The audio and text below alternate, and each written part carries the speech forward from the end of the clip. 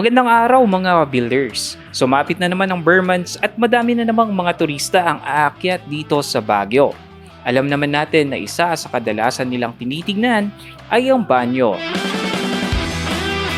Kaya andito tayo sa TG Home Builders Branch at ating silipin ang iba't ibang uri ng kanilang mga dekalidad na water closet.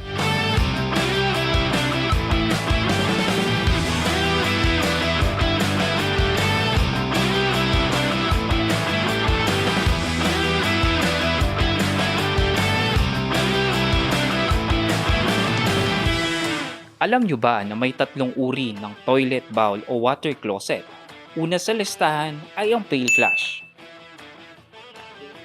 Ang pail flush ay isang uri ng toilet bowl na ginagamitan lamang ng dibuhos na teknik sa pag-flush.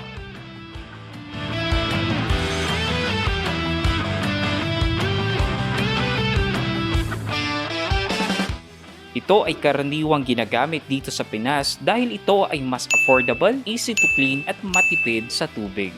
Pangalawa sa uri ng toilet bowl ay ang two-piece water closet.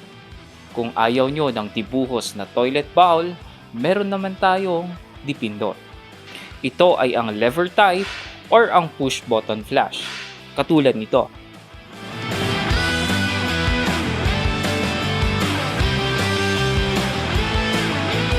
Dumako naman tayo sa pangatlong uri ng toilet bowl. Ito ang one-piece water closet. Kung ang hanap nyo ay modernized and aesthetic-wise na water closet, ito ay ang one-piece water closet. Ang one-piece water closet ay may fixed built-in water tank. Push button ang type ng kanyang flush at ito ay dual type. Meaning, may pang-flush siya para sa ihi at para sa dumi. That makes it less consumption sa tubig.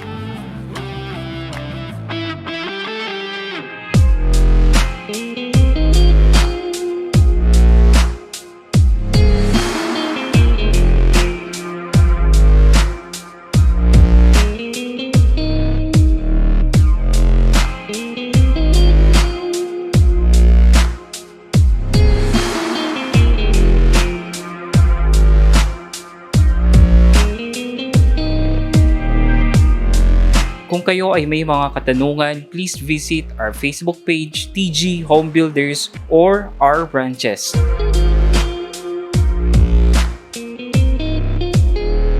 And comment down below if may product kayo na gustong malaman. And please do follow our Facebook page, TG Home Builders, para lagi kayong updated. See you on the next vlog.